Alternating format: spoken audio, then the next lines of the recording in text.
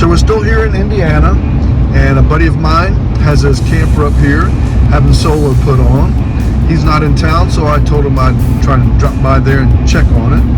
And the dry campers are putting up. So I thought maybe I could get an interview with dry campers, and I'll bring that to you if they allow it.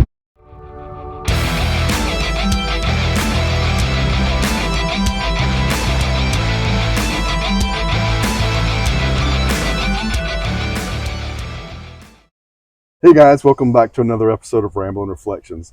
This week we're going to bring to you another episode of the Meet the Makers. This week I've met a new friend here, Mike with the Dry Campers. He's a solar installer. I thought I'd bring you some information about that. So Mike, why don't you tell us a little bit about your company background? The company started in 2019 in October, after I had done a system for Less Junk More Journey, did their open range. Did their system on that camper, and then, made it really pretty, and we're friends, and I go back all the way back to doing their Airstream whenever they had that. From there, I saw the opportunity. I started filming as much as I possibly could, trying to self-advertise, if you will, and planning to do a YouTube advertising. Yeah, I've seen some of your YouTube videos, and they're great. If you haven't checked them out, make sure you guys check out his videos. Thank you for watching. But so that was kind of the catalyst, was Nathan and Marissa's video, and then it slowly transitioned over into our channel, and then I just kept going, and October will be 5 years. Nice. So what areas do you service? So in the past, we have chosen a route, things we want to see around the country, and then we kind of plot that course, and then we say, okay, we're going to be here this week, and then, if you wanted to have a system, you would contact us, and we'll go through a questionnaire, and then we'll help tailor the systems to what would suit your power usage. And then once we get that kind of figured out, then you would pick where you would want to meet us. And then, whenever we meet, and then we keep going. Gotcha. So that's why the systems have to be perfect, because, within a week we could be 1,000 miles apart. Right. Yeah, that leads me to how do you handle that? Say, if somebody has a problem, how would they service? If it's to troubleshoot for it, if you're handy, and we'll tell you what to do, and then that can tell me exactly what's wrong, or I may already know what's wrong. But if you're interested or able, then I would ship you whatever tiny piece. If it's major piece, then I'll contact a local tech wherever to you, and then I'll get them out there. I handle the payment and all that, and scheduling and all that, and then that's how we do a remote service call. I've only had to do maybe 5 or 6 of those out of over 200 systems. Right. And then if it's something major, I had a client that their inverter was bad. We couldn't get it quick enough to get it replaced. So I ended up flying out, and they had the parts, and then I just took minimal tools with me. And I got a rental car, went and did the job. I was in town for 3 hours or so, 4 hours, and hopped a flight back all in the same day. Gotcha. Do you have any kind of customer reviews or testimonials that you'd like to point to people to look at? Since we're mobile and don't have a sticks and bricks location, I can't make a Google location, a Google ad for people to leave reviews or whatever. I've had people email me back. I've had people after years, tell me the system's working perfectly or whatever. But I do get those. Mm-hmm. And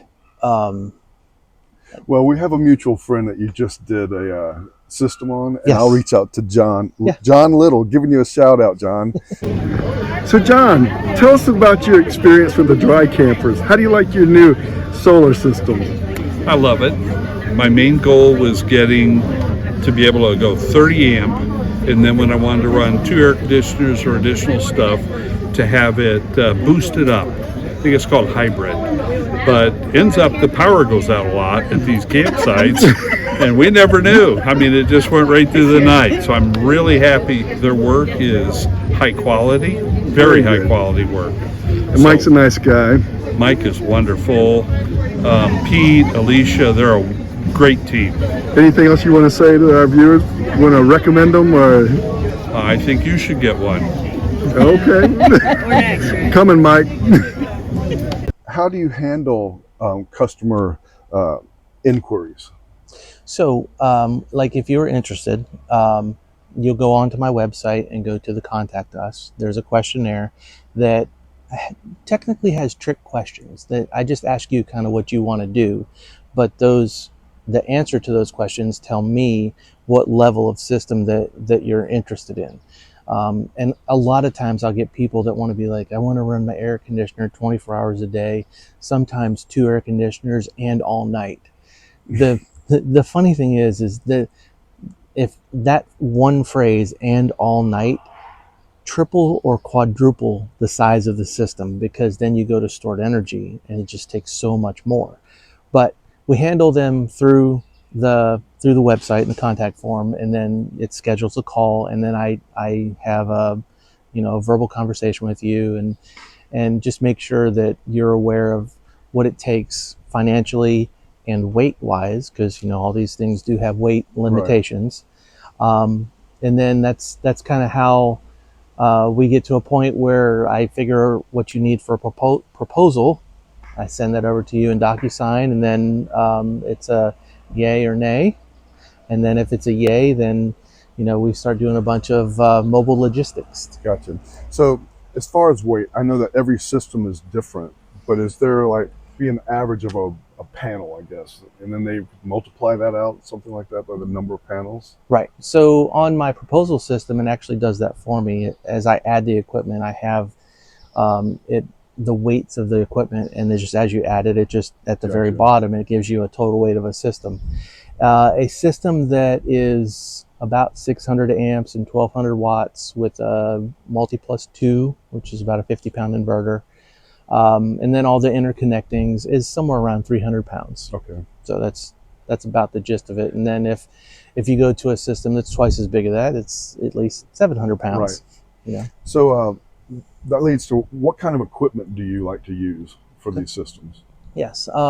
So we like Renogy panels for glass panels.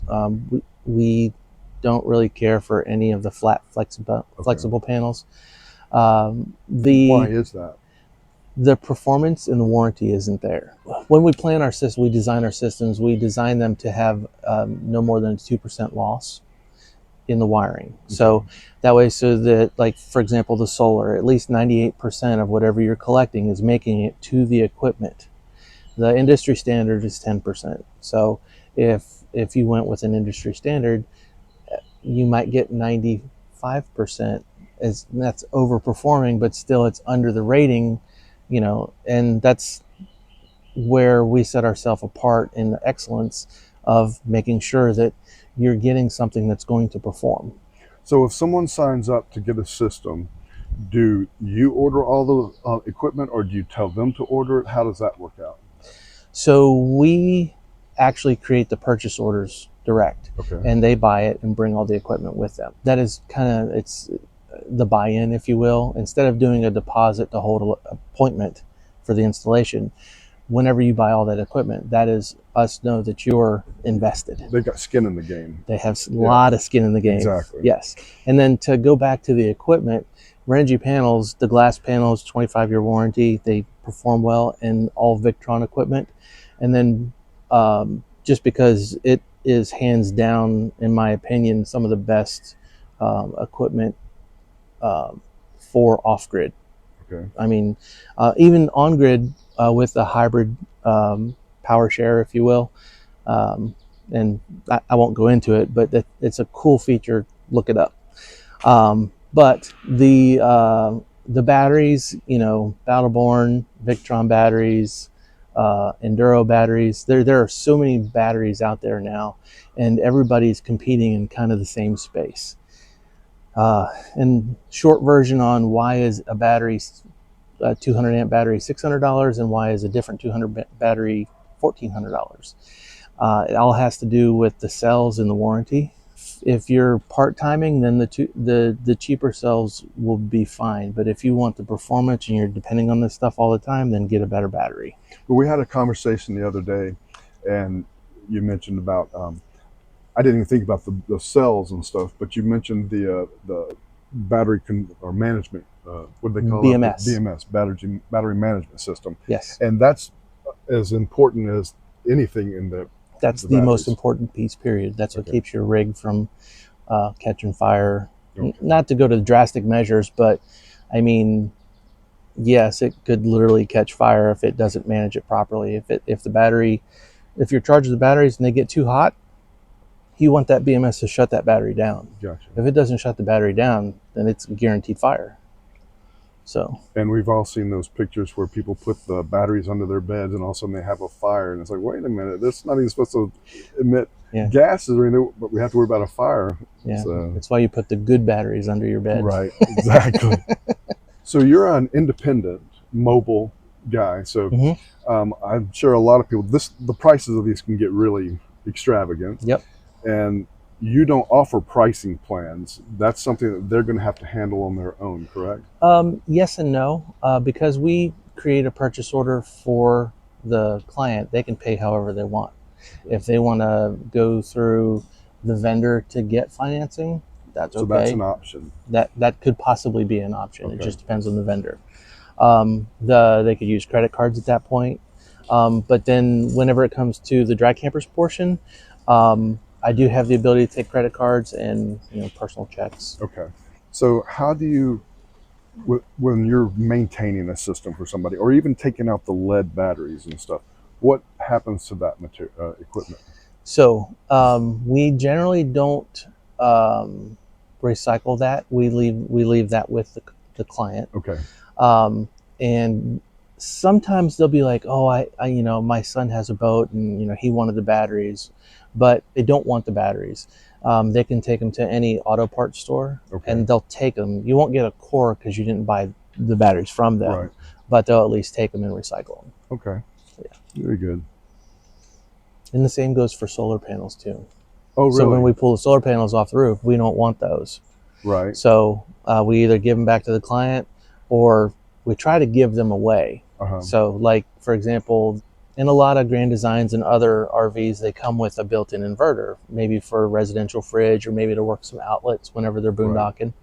Right. When we pull those out, if the client doesn't want them, we'll take them and then we give those away to people who might be curious and ask us, hey, what are you doing?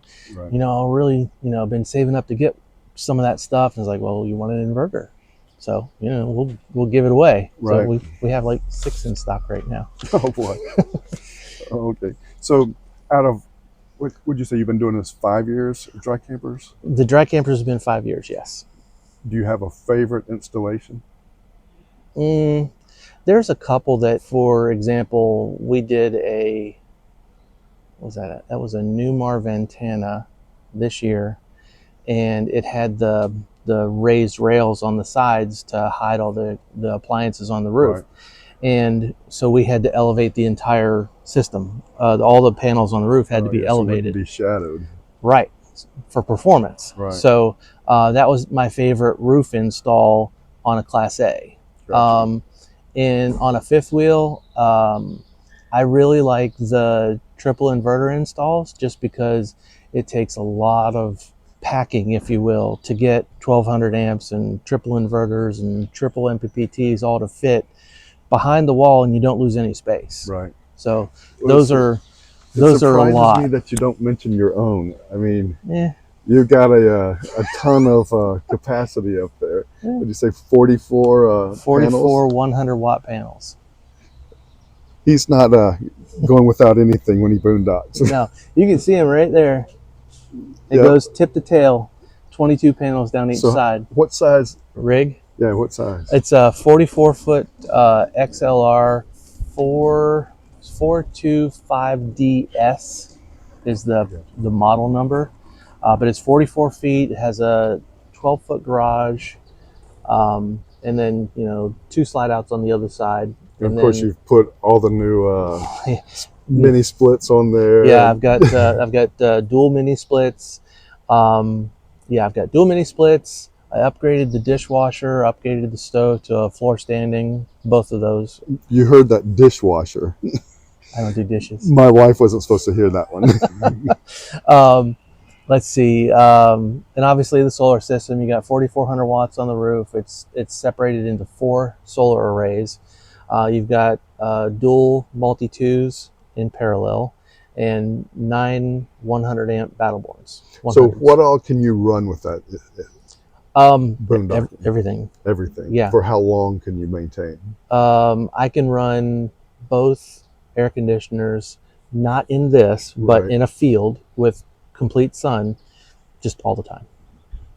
Nice. As long as it doesn't get over 100 when it gets that hot, I have to scale back to 1 air conditioner at night, Right. just because it takes so much more during the day. I may not have a full battery bank at the end of the night. Right. So with 44 panels, what kind of batteries? I mean, how big of a battery system are you running? 9 100 amp batteries. 900. Okay. Yeah. And I have them in a 3x3 config. Uh-huh. So it's basically a wall, and it's got little pockets, 1, 2, 3, and then 3 wide matrix. I know it's impressive, guys. You should see this. All right, Mike. So, yeah. Anything else you'd like to add? You want to give them your social media contacts so Yes. they can reach out? Yeah, actually the easiest would be if you go to thedrycampers.com, and then down on that page there are the little icons that are linked to Facebook, Instagram, TikTok. I think that's it. I'll put those links in the comments, Mhm. so you can go to the comment section and click on them. Yep. All right. So, well, I cool. appreciate it, Mike. Yes, sir. Thanks a lot for the Yeah. interview. All right, guys. If you liked what you saw, please give us a thumbs up.